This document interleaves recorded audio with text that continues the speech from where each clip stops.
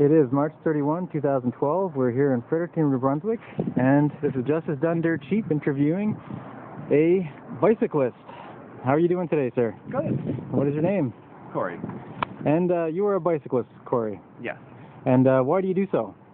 I cannot afford a car, and this city is rather spaced out, and to have to walk to perform all the errands that I have to do in any given day is a really time-consuming process, and I simply don't have the time to walk and to always have toonies to take the bus or whatnot, and also the bus kind of doesn't allow you to make your own schedule. Of course, you have to be aware of the bus schedule and be at bus stops at a certain time, blah, blah, blah. A bike just allows a little bit more independence and freedom, I suppose. How long have you been a cyclist? Oh, I suppose I've biked, my whole life. And how old are you now, Cory? 30. All right. Have you ever had any bicycle accidents? No, I've never had any accidents in my life. I have fell over a couple of times, like maybe hurt, my knee or something like that. But, I've never had any type of accident on a bicycle that has caused me excessive pain or anything.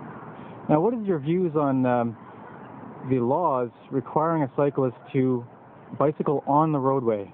I think that is an absolute danger. I think that is hazardous to any cyclist's well-being because, we're just tiny little flesh and blood creatures. We're easily injured. We're just on these tiny little bikes.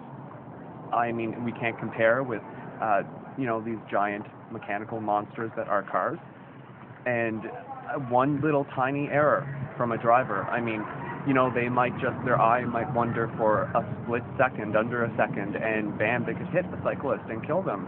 Like, the slightest mistake by a motorist can actually, kill a cyclist.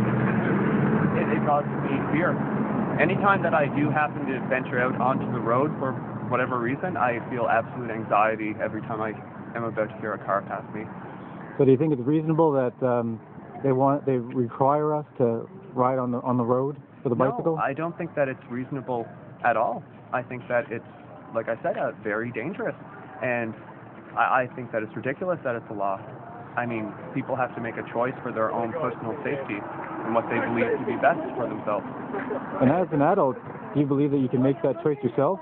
Decide what is best in your own interest? Yes, of course. Personally, I think that I am safer biking on the sidewalk. What do you think about the helmet laws?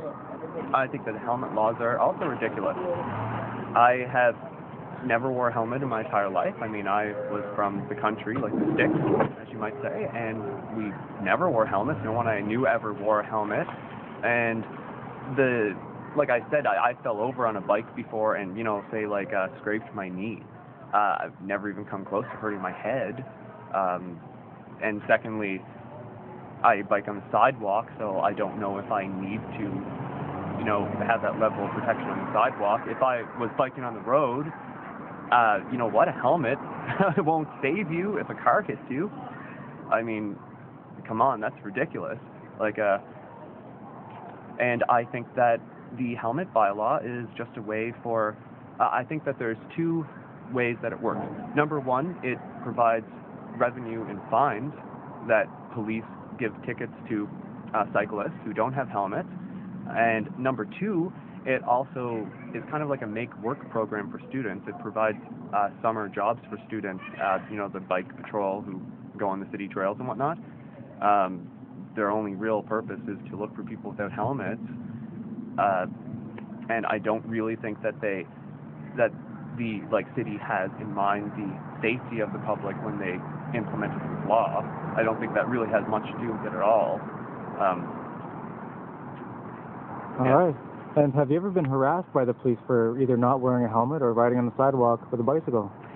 Yes. Was that the Fredericton Police Force? Yes. Yes, it was. Yes, I was. I think one incident was around July of 2008, as I recall.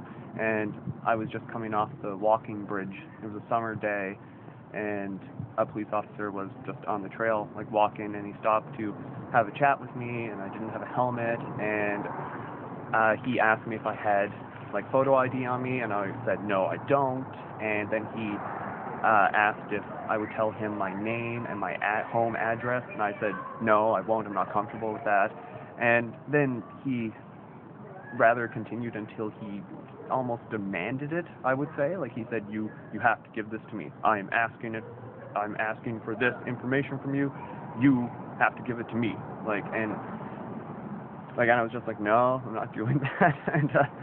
And I guess I was rather defiant, and I just said to him, I was like, what, are you going to take me to jail, for this? I think that would be a waste of your time and taxpayer dollars, probably. And I guess I just kind of talked my way out of it. And then actually last summer, I think it was maybe August or so, it was late at night, probably around 1 to 2 a.m., and I went to the Irving downtown because I was going to buy batteries, because I was playing a video game on the Wii that night, and the batteries ran out. So I was like, what am I going to do? I guess I'll go buy really overpriced batteries. And a cop who was near the tannery had quite a conversation with me about biking on the sidewalk. And he said, when you bike on the sidewalk, that it is a danger to other pedestrians. And he said, especially at this time of night, this is when the bars let out, and blah, blah. And I was saying, so what? You say I shouldn't bike on the sidewalks because there's drunk people who can't take care of themselves stumbling around? And what time of night was it? Between 1 and 2 a.m. Okay, was there anyone actually on the sidewalk when you were stopped? There weren't that many people. There were a few people out and around, but I think it was a Thursday night, so that's not even a huge bar night. It seems reasonable. As a cyclist, you're more aware of your surroundings, so it'd be quite easy for you to avoid people. Unless you're actually causing a danger, which is in itself, if you're, reckless endangerment is itself a criminal code violation, but that's something completely different. If you're actually being responsible, riding on the sidewalk, and avoiding people and paying respect to other people using the sidewalk, then what's the problem? Exactly, and I try to be incredibly respectful anytime I'm on the sidewalk and I see an upcoming pedestrian. I will go off to the side as far as I can. I definitely will reduce my speed. Sometimes I just put my 2 feet down to the ground and just kind of, tiptoe my way along on my bike. That's especially if I go downtown, for example. And once I get downtown, say onto Queen Street, sometimes I just get off my bike and walk it. Because everywhere I'm going is within a block or two. And I just don't see it as any bit of a problem. And I have never heard from a pedestrian ever saying that, oh, you shouldn't be on the sidewalk, or, oh, that's dangerous. And I know a lot of people in the city who also say they won't bike on the road because it's scary having traffic pass you.